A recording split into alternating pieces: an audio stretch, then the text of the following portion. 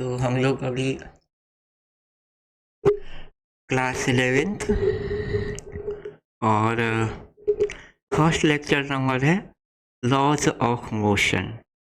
तो जैसा कि हम लोग लॉज ऑफ मोशन की बात करें तो लॉज ऑफ मोशन में हम लोग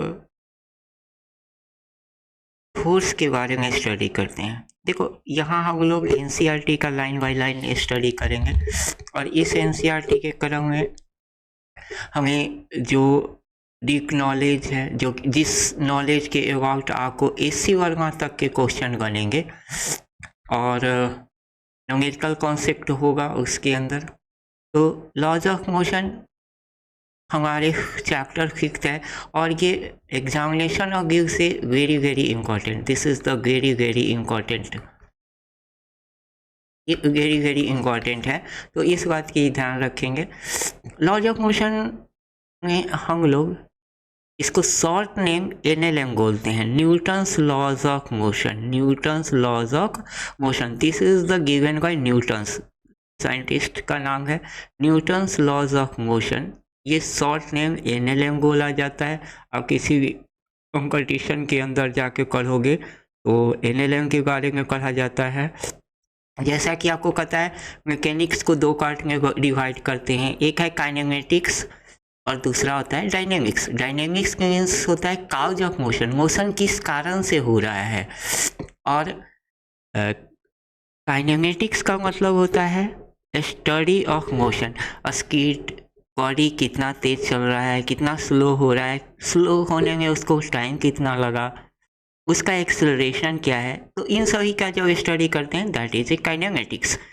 डायनेमिक्स का मतलब होता है काइनेमेटिक्स और डायनेमिक्स का मतलब है कि वो बॉडी तेज चल रहा है, किस कारण से तेज चल रहा है, कितना फोर्स लगा। It is a branch of kinematics के बाद डायनेमिक्स के अंदर हम लोग जो स्टडी करेंगे, it is a branch of mechanics in which study of cause of motion, किस कारण से बॉडी मूव कर रहा है। तो इसका अगर स्टडी हम करते हैं तो उसके लिए हम लोग डायनेमिक्स करते हैं। डायनेमिक्स में आप ऐसे सोच के देखो कि suppose that this is the body of mass M and this body are moving on the surface. आप किसी बॉडी को धक्का देके छोड़ देते हो तो वो क्या होगा, कुछ समय के बाद वो रुक जाता है सरफेस के ऊपर। जैसे आप केन को सरफेस के ऊपर, टेबल के ऊपर थोड़ा सा फोर्स लगा के छोड़ोगे तो वो कुछ समय के बाद रुक जाता है। ऐसा होता है, क्यों होता है, उसका स्टडी हम लोग करेंगे। देखो धक्का लगा करके हमने जैसे ही उसके ऊपर फोर्स लगाया, बॉडी मूव किया और मूव करने के बाद यहाँ आकर के रेस्ट में हो गया। रेस्ट में होने के कारण उसका देखो क्यों हुआ, तो उसके अगेंस्ट में, उसके वेलोसिटी के अपोजिट डायरेक्शन में, वेलोसिटी के अपोजिट डायरेक्शन में एक फोर्स लगा है ना। ये फोर्स उस बॉडी के वेलोसिटी को स्लोली डिक्रीज कर रहा होगा, that is a friction force. तो इसका हम लोग स्टडी करेंगे, दैट इज रीजन कि वो किस रीजन से उसका वेलोसिटी डिक्रीज हुआ है। काउज ऑफ डिक्रीजिंग वेलोसिटी, क्या यहाँ क्या काउज है कि फ्रिक्शन फोर्स लग रहा है, सरफेस के बॉडी और सरफेस के बीच में फ्रिक्शन फोर्स लग रहा है जिसके कारण बॉडी स्लो हो रहा है और उस फाइनली स्टॉप हो जा रहा है। तो ये रीजन है। टाइप्स ऑफ फोर्स के बारे में हम लोग पढ़ेंगे। फिलहाल अगर आपको बताएं कि study of reason that change of motion,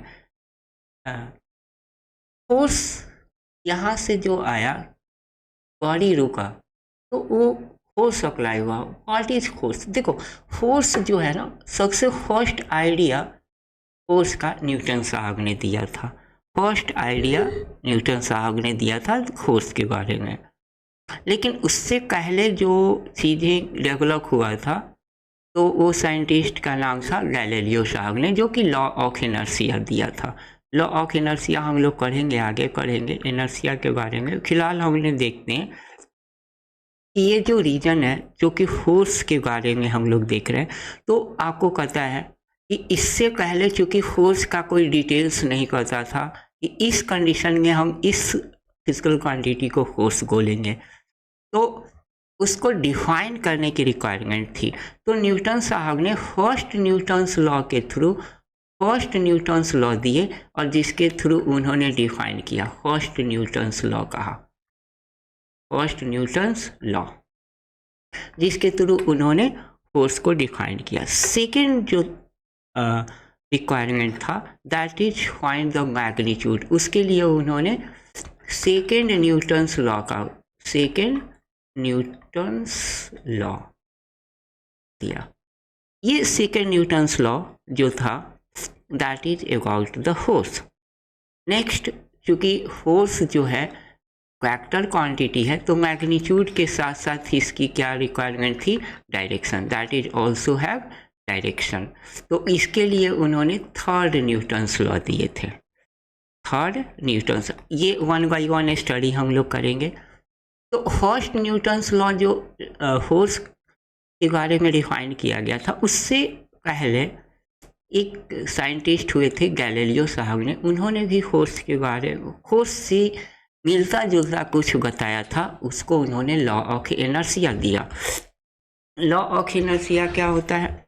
law of inertia होता है कि कोई भी बॉडी, अच्छा यहाँ है एरिस्टोटलिस फाइलेंसी, उन्होंने, ये एक ग्रीक साइंटिस्ट थे, लगभग 384 BC टू 320 BC के बीच में इस साइंटिस्ट के रीजन हुए, जिसमें उन्होंने अपने स्टडी के बारे में बताया। He need to concern and for our carcass here Aristotelian law of motion. उन्होंने मोशन के बाद, no external force is required to keep a body in motion, किसी भी बॉडी को मोशन में कंटिन्यू, बॉडी इन मोशन अगर है तो उसके लिए क्या है, एक्सटर्नल फोर्स की रिक्वायरमेंट होता है, ये उन्होंने बताया। उसके बाद साइंटिस्ट आए गैलीलियो। गैलीलियो साहब ने जो सबसे फर्स्ट बताया that is law of inertia, inertia के बारे में बताया। What is inertia? Inertia, law of inertia is state kilo an object if once set in a motion moves with the uniform velocity if no any external forces on it। कोई भी body अपनी initial state को rest में है या motion में है या यूनिफॉर्म मोशन में है, वह उसी स्टेट में रहता है जब तक कि कोई एक्सटर्नल फोर्स अप्लाई नहीं होता है। ये इनर्शिया था। अच्छा, इनर्शिया है क्या? It is internal, inertia is the internal property of body due to body maintain its initial state। जैसे देखो कि अगर कोई बॉडी रुका हुआ है तो वो कंटिन्यू रुका हुआ रहना चाहता है, और अगर मोशन में है तो अपने आप को चाहेगा मोशन में कंटिन्यू करना। ऐसा इसलिए होता है कि स्टेट्स को मेंटेन करना होता है। अगर हम बात करें कि यहाँ आप देखो कि लाइक ए बॉडी, यहाँ इस बॉडी को देखोगे तो ये बॉडी इनिशियल में इस स्टेट में है, तो ये स्पीड इसका क्या हो रहा है, स्पीड इंक्रीज हो रहा है, यहाँ स्पीड इंक्रीज हो रहा है, स्पीड इंक्रीज हो रहा है। Moving down and incline plane accelerate, body क्या है, एक्सिलरेट। सेकेंड कंडीशन में है moving up related and motion to the horizontal and intermediate situation, Galileo concluded that the object moving frictionless horizontal plane and has the acceleration nor retardation, it should move with the constant velocity। ये क्या है, constant velocity से चलेगा। अगर कोई भी body ऊपर अगर जा रहा है तो ये इसका रिटार्डेशन होगा, एंड अगर बॉडी स्मूथ डायरेक्शन में जा रहा है तो उसमें कोई भी एक्सेलरेशन नहीं होगा। अब ये स्टेट की बात होता है कि अगर इस लेवल से एक बॉडी को हम छोड़े तो ये इस दूसरे कर्व में इसी स्टेट को मेंटेन करना चाहता है। तो ये अपना इस बॉडी का इनिशियल स्टेट हुआ कि जिस स्टेट में है हम उसी स्टेट में जा कर के रुकेंगे। ये यहाँ इस हाइट पर आकर के रुक गया, मतलब कि जिस स्टेज में यहाँ है इनिशियल में बॉडी, उसी स्टेज को ये गेन करके रेस्ट में आ गया। यहाँ भी रुका हुआ था चलने से पहले, तो यहाँ भी आकर के रुक जाएगा। लेकिन अगर हम बोले कि ये बॉडी इसको हम कर्व को बढ़ाया, यहाँ इन्होंने इसके कर्व को सेम रखा, यहाँ कर्व को ज़्यादा, तो ये लेंथ क्या है, ज़्यादा वो कवर करेगा। लेकिन अगर इन केस यहाँ स्ट्रेट है, इस स्टेट से हमने छोड़ा है इस बॉडी को, और यहाँ हमारा उस स्टेट पर बॉडी नहीं कर रहा है, तो ये बॉडी क्या है, कंटिन्यू मूव करता हुआ चला जाता है। तो ये जो कंडीशन है दैट इज बॉडी कि वह अपनी इनिशियल स्टेट को मेंटेन करना चाहता है, और अगर इनिशियल स्टेट नहीं है तो उस स्टेट को, जो स्टेट वो गेन कर लिया उसी को वो मेंटेन करता हुआ रहना चाहता है। ये हमारा रीजन है इनर्शिया का। अगर हम टाइप्स ऑफ इनर्शिया की बात करें तो types of inertia of rest हो सकता है, इनर्शिया ऑफ मोशन हो सकता है, इनर्शिया ऑफ डायरेक्शन हो सकता है। अगर कोई बॉडी रुका हुआ है तो वो अपने आप को रुका हुआ रखना चाहता है ना, तो वो अपनी इनिशियल स्टेट को जो कि रुका हुआ है तो उसको जो मेंटेन करेगा, तो उस कंडीशन में इनर्शिया ऑफ रेस्ट कर लाएगा। अगर कोई बॉडी मोशन में है तो वो अपने आप को कंटिन्यू मोशन में मेंटेन करना चाहता है, तो उस कंडीशन में इनर्शिया ऑफ मोशन कहलाएगा। अगर कोई बॉडी डायरेक्शन में जा रहा है तो वह अपने डायरेक्शन को, जैसे गिलियर्ड्स के गोल है, तो अगर गिलियर्ड्स के गोल टकराता है तो वो वहाँ क्या होता है, अपना डायरेक्शन को डिस्ट्रॉय करता है, और डायरेक्शन के कारण वो अपना एक जो डायरेक्शन है वो दूसरे जिस गिलियर्ड्स गोल से हिट करता है उसको उसी डायरेक्शन में मोशन कर देता है। ऐसा इसलिए होता है कि वहाँ इनर्शिया ऑफ डायरेक्शन अप्लाई होता है। देखो इन कुछ पॉइंट्स हैं जो इनर्शिया के बारे में हमको जान लेना चाहिए। जैसे कि इनर्शिया कोई फिजिकल क्वांटिटी नहीं होता है ना, ये क्या है, किसी भी बॉडी का एक इंटरनल प्रॉपर्टी होता है, जो किसके कारण होता है, किसी भी बॉडी के अंदर इनर्शिया का कारण मास होता है। मतलब बॉडी का जो इनर्शिया है वो मास के ऊपर डिपेंड करता है। सेकेंड कंडीशन है, ये चूँकि फिजिकल क्वांटिटी नहीं है तो इसके ना तो इसका ना तो कोई यूनिट होगा और ना डायमेंशन होगा। अगर दो बॉडी सेम मास का है तो उनका इक्वल इनर्शिया होगा।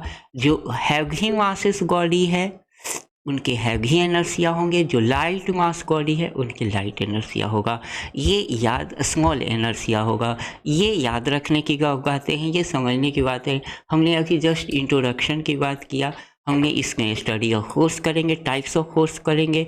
बिलीव करो एवरी थिंग्स हम पॉइंट टू द पॉइंट्स करेंगे, प्रैक्टिस के साथ करेंगे हम इस चैप्टर के अंदर।